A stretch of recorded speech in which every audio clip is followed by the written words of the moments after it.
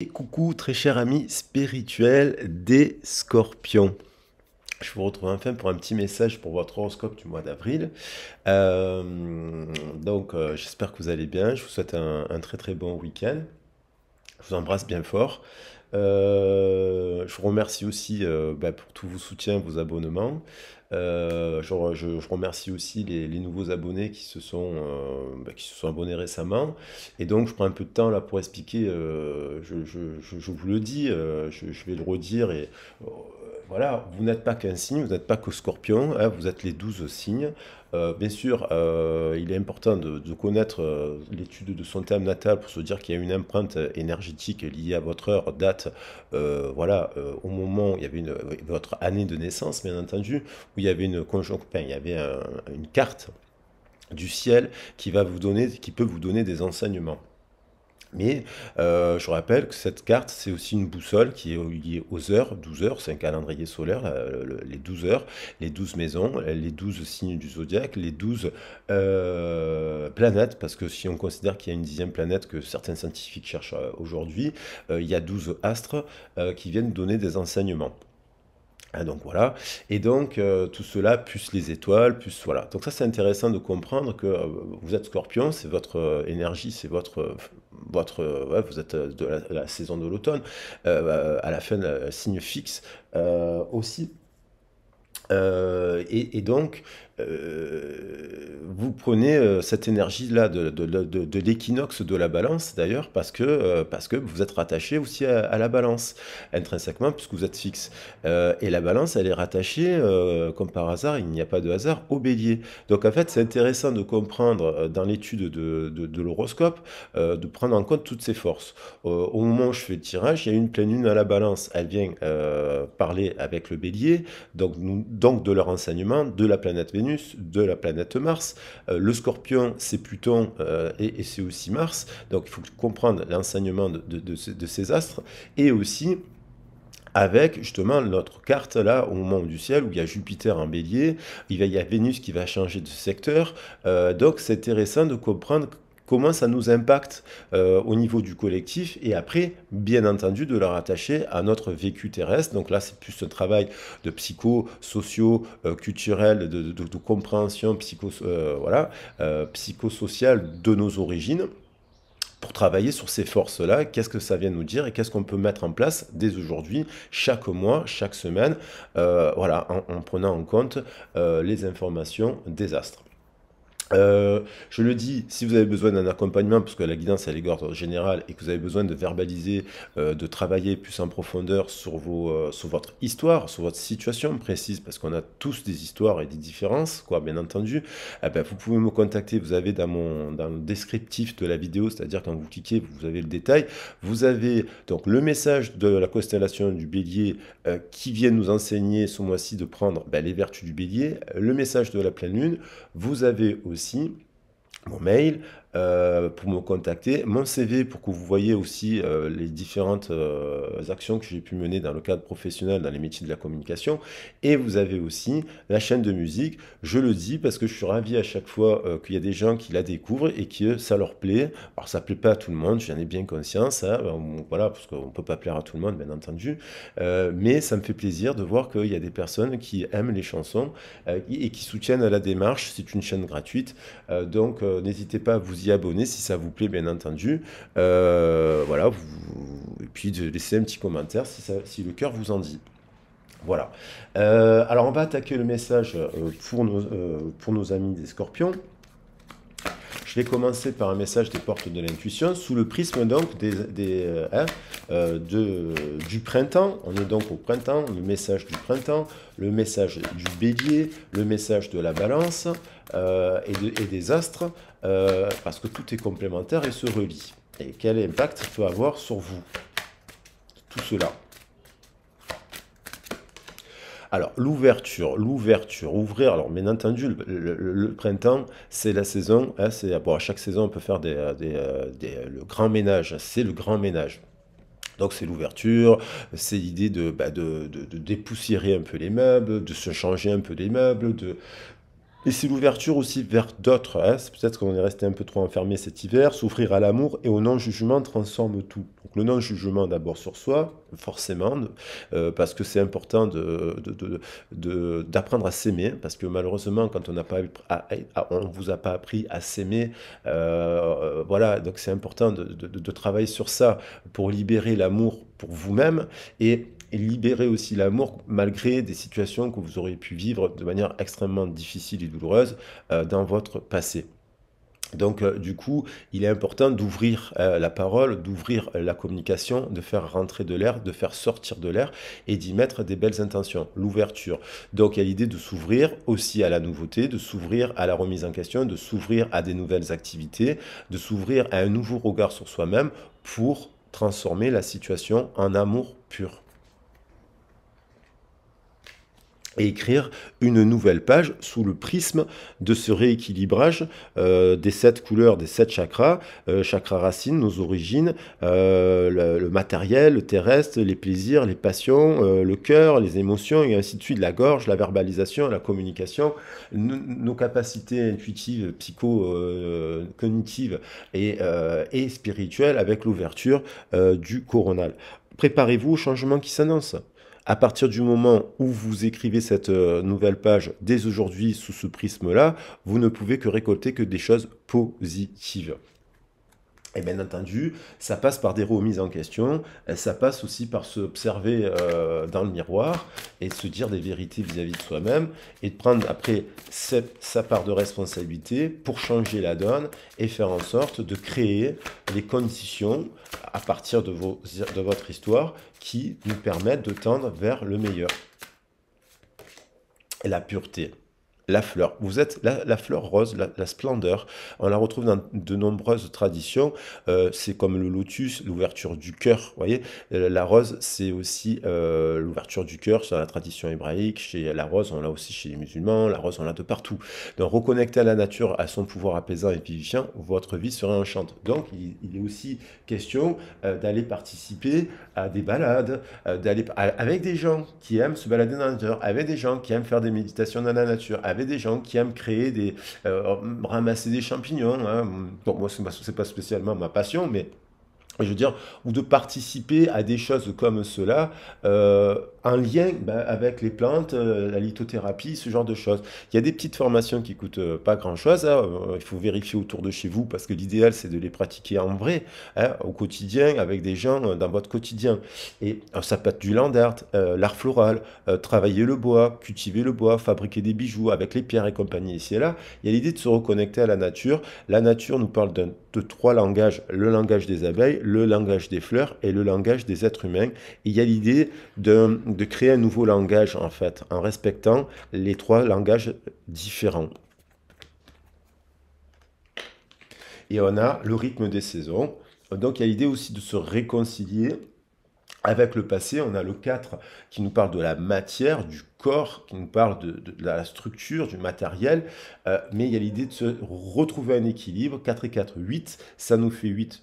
J'ai fait un message sur le 04, le portail 0404 en début de semaine vis-à-vis de votre autre d'un point de vue relationnel. Ça nous parlait aussi de justice, d'orgueil, de ce genre de choses. Donc, il y a l'idée de retrouver un équilibre. Avec la balance, puisqu'on a la pleine lune en balance. Renouer avec les cycles de la nature, vous faire entrer dans l'ordre de la création du monde. Allez, je vais prendre un message de la lune, parce qu'il y a la pleine lune qui nous impacte. Tous.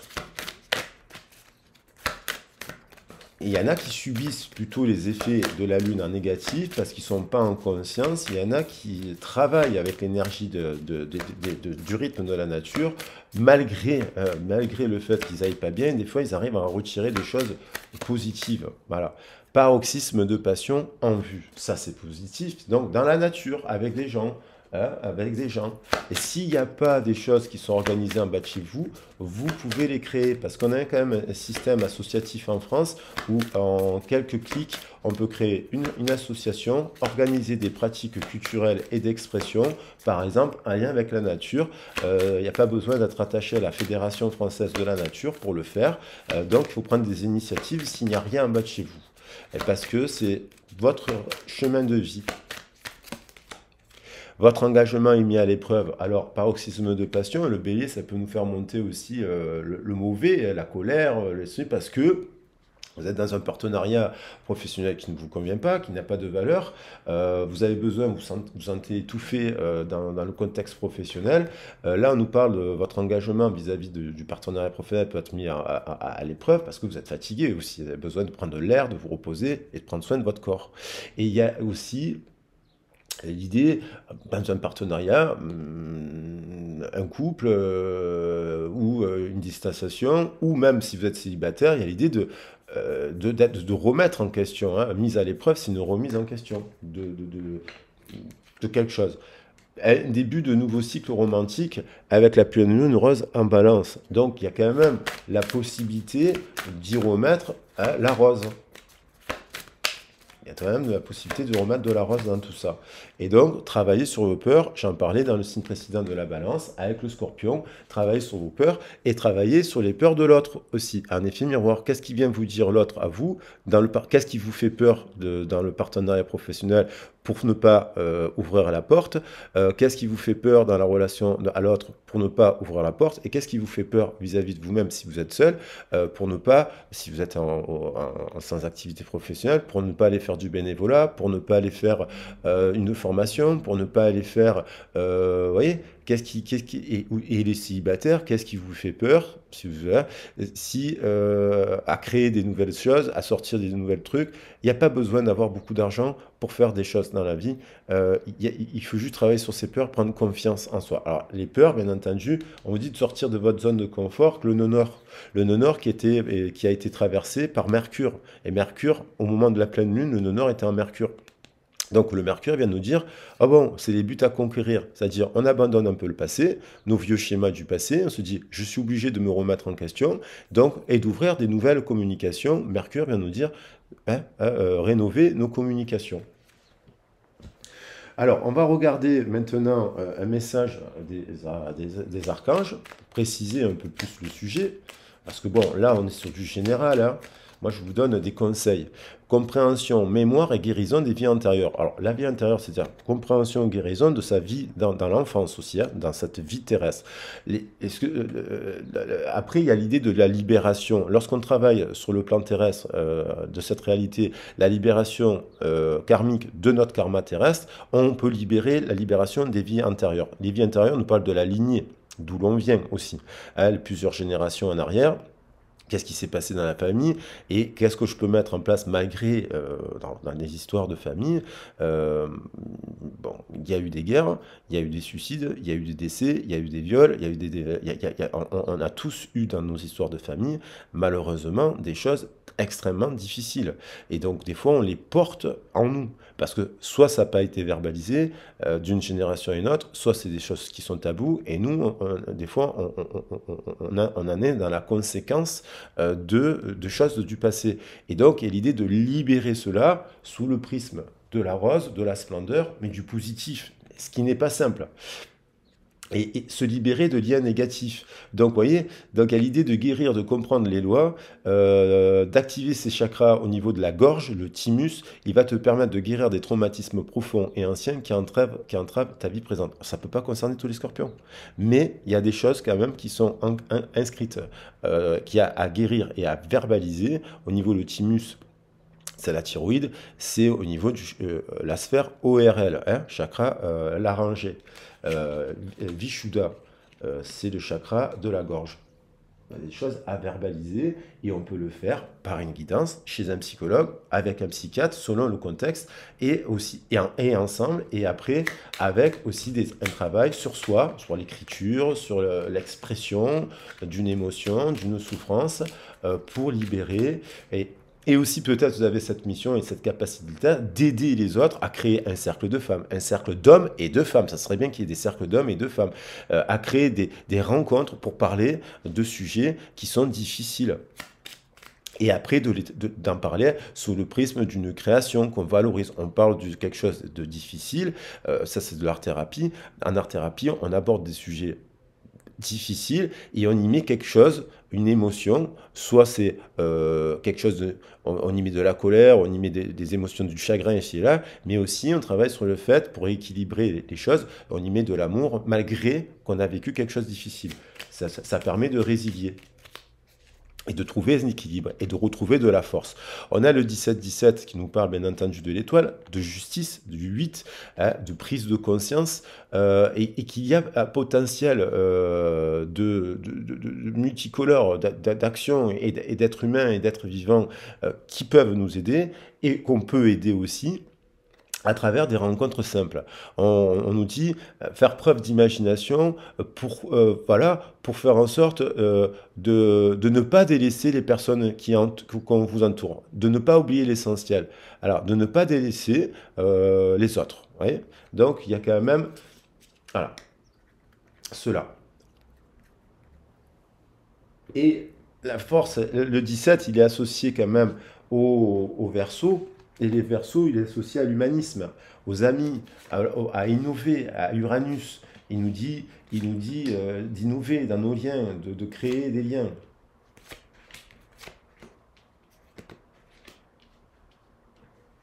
Voilà, et de créer des choses. Alors, on va voir un peu plus le sentimental. Alors, vous l'adaptez si vous êtes célibataire, on est sur ce prisme-là. Travailler sur ses peurs pour sortir de sa zone de confort. Vous êtes en séparation, ben, peut-être parce que cette relation a fait ressortir vos peurs. Soit vous alimentez une mauvaise relation parce que vous êtes soumis à vos peurs et donc de ne pas mériter mieux. Il faut voir si, soit c'est l'autre, c'est une perle aussi, mais il a eu des peurs, des traumatismes de son enfance, des peurs, et les peurs que vous avez eues se sont entrechoquées. Il y a l'étoile encore là, ici. J'ai l'étoile. Donc il y a, et dans le couple aussi. Alors dans le couple, ça veut dire, si à un moment donné on étouffe dans ce couple parce qu'on est avec un dictateur, on s'en va. Voilà, on quitte le dictateur. Parce que si on aime un dictateur, ça c'est un peu l'histoire de Nefertiti, Nephthys, pardon, qui aime Seth dans l'histoire des Égyptiens. Et donc du coup on est attaché à un bourreau aussi. Donc il faut comprendre pourquoi. 8 de terre, on a un travail hautement qualifié qui est récompensé. Ça, c'est positif. Tâchez tout de même d'apprendre à propos d'un sujet donné. Tâchez de tout apprendre à propos d'un sujet donné. Retournez à l'école. Donc, il y a l'idée de partir en formation et compagnie. Donc là, il y a peut-être une personne qui est en train de comprendre justement, elle ouvre le livre de son histoire, de son chakra racine, de sa lignée, de ses vies antérieures, ce qui va lui permettre de comprendre et de dépasser des choses et d'avoir plus un regard plus sage, on va dire. Donc, il y a, maintenant vous l'adaptez au domaine professionnel aussi, il y a la possibilité, si vous êtes de ne pas avoir peur, de retourner apprendre quelque chose dans une formation, vous allez rencontrer des âmes sœurs aussi. Donc c'est comme ça, si vous êtes célibataire et que vous êtes dans une situation où vous n'avez pas d'emploi, le fait de partir en formation, forcément, automatiquement, vous amène à rencontrer des âmes sœurs dans un domaine que vous aimez. Alors après, vous pouvez le faire à travers des petites activités. Et là, il y en a beaucoup, il y a le magicien, il y a l'ermite et il y a l'étoile. Bon, c'est quand même pas mal. Donc là, il y a aussi peut-être nécessité dans le couple là, actuellement de faire un bilan. Pour les célibataires, d'aller se former à travers des petites activités que l'on aime, ben, le land art, voilà, la lithothérapie, la fabrication de bijoux. Il y a l'idée de rencontrer dans ce cadre-là, donc vous pouvez être en couple, ça ne se passe pas bien, mais vous faites des activités parce que vous adorez les plantes, vous adorez tout ça, vous rencontrez quelqu'un, vous avez une petite passion amoureuse, en plus, ça peut être dans le cadre d'une triangulaire. Des fois, on est dans un couple qui ne nous convient pas, pour différentes raisons, et spontanément, parce que comme on fait plein d'activités super sympas, on rencontre quelqu'un avec qui on a de l'amour, une relation qui croit en intimité, pardon, résolution positive d'un conflit. Donc il y a quand même le fait de travailler sur soi nous permet de rencontrer cette personne-là. Ça peut être l'autre avec qui vous êtes en séparation. Et si vous êtes célibataire, vous rencontrez une personne là. 10 d'eau. Une vie familiale heureuse et enrichissante, vos besoins affectifs et matériels sont comblés, des relations dignes de confiance. Ça peut être aussi que dans le couple actuellement, vous êtes quelqu'un de sage, qui vous remettez en question, qui apprenez de nouvelles choses pour que votre couple s'épanouisse tous les 7 ans, parce qu'il y a toujours des crises dans le couple, mais vous avez cette capacité de faire en sorte qu'il y a des couples qui vont bien. Puis il y a des couples qui ne vont pas bien parce qu'ils ne sont pas dans ça. Il leur manque quelque chose. faut voir votre situation. C'est pour ça que c'est bien aussi de l'aborder hein, en précis, parce que là, on est sur le général. Moi, j'essaie de vous l'adapter à tous les domaines. Elle est souvent revenue. Il y a la fin d'un cycle, parce que soit vous êtes inquiété par le travail actuellement, soit vous avez été, vous êtes éloigné dans le couple à cause du travail. Donc on vous dit d'accepter l'aide des autres, le médecin, le psychologue qui peut vous mettre un peu en arrêt, trouver des alternatives pour changer d'emploi si à un moment donné ça affecte votre vie de couple. La vie est déséquilibrée peut-être à cause de ça, et il y a des soucis de santé liés au stress. Donc du coup vous avez des tensions alors que vous aimez la personne. Donc du coup il faudra ajuster, il faut faire des choix. Et si la personne ne veut pas transformé, qui dit ah non, je peux pas, je peux pas, je peux pas, alors vous pouvez quitter cette personne parce que c'est s'enfermer dans un langage négatif. Je peux pas, c'est toujours négatif. 5 de feu. Alors, il y a peut-être des interférences entre vos objectifs, des petits détails ennuyeux, conflits avec autrui. Bon, il y a peut-être des conflits par rapport à ce que je viens de dire. Dans, dans la relation en distanciation, là, il y a de l'amour, il faut voir votre situation, sauf si cette personne est violente, agressive et compagnie, et possessive et jalouse, attention, on ne parle pas de ça, mais il y a peut-être dans la communication, comme il y a des soucis, parce que vous êtes fatigué, vous êtes en garde alternée, vous êtes en garde partagée, vous n'avez pas, il faut articuler, il y a, ça crée du stress, parce que du coup, l'émotion, elle est, voilà, elle est trop. Donc on vous dit, baladez-vous, allez faire des activités, des petites choses, essayez de mettre en place, mais au quotidien. Si l'autre personne ne peut pas être tout le temps là, il faut que vous créiez aussi des choses par vous-même pour libérer ce stress. Et ça peut être l'autre aussi qui doit le faire pour faire en sorte que la relation s'arrange. On a, voilà, la reine d'eau, tendre, compréhensive, patiente, aimante. Vos relations atteignent un nouveau stade. Fiez-vous à votre intuition, prenez soin d'autrui et de vous-même. La reine d'eau, c'est quand même pas mal ça. Hein, on a beaucoup d'eau dans le tirage, mais c'est normal. Vous êtes Scorpion 2 de feu, vous avez trouvé votre voie, de nouveaux partenariats ou contrats se profilent à l'horizon, continuez d'aller de l'avant. Là, c'est aussi un rééquilibrage dans la relation en distanciation, le couple qui arrive à trouver le compromis, la personne célibataire qui, va faire une formation, va se former à la lithothérapie, va faire une formation professionnelle, va créer une association, tac, tac, tac, elle rencontre, une personne compatissante qui va l'accompagner là. Alors, ceux qui font ça, ce mois-ci, ils récoltent quelque chose. Les choses s'améliorent, une situation difficile connaît son dénouement, partez en voyage. Partir en voyage, ça ne veut pas dire partir à l'étranger. Partir en voyage, ça veut dire se mettre en mouvement. Et alors, on a 3 belles cartes hein, d'eau, hein, d'amour pur là quand même. Hein. Le dodo, la reine d'eau et le 10 d'eau, c'est quand même pas mal. Voilà les loulous. J'espère que la guidance vous aura plu. Je vous embrasse bien fort. Comme je vous l'ai dit, n'hésitez pas à me contacter si vous avez besoin de faire un éclairage sur le prisme de la construction, de l'analyse de votre situation pour trouver, verbaliser, essayer de comprendre qu'est-ce que vous pouvez mettre en place dans la matière pour améliorer la situation, que ce soit dans le domaine professionnel, sentimental, familial, à travers la guidance sur les origines. Et puis, je le redis, n'hésitez pas à vous abonner, c'est cadeau, ça me fera trop plaisir. C'est un soutien aussi. J'essaie de vous soutenir à travers les vidéos. Ça me fait plaisir quand vous me soutenez aussi. C'est donnant-donnant. Et je vous embrasse bien fort. Bisous. Ciao, ciao. Prenez soin de vous.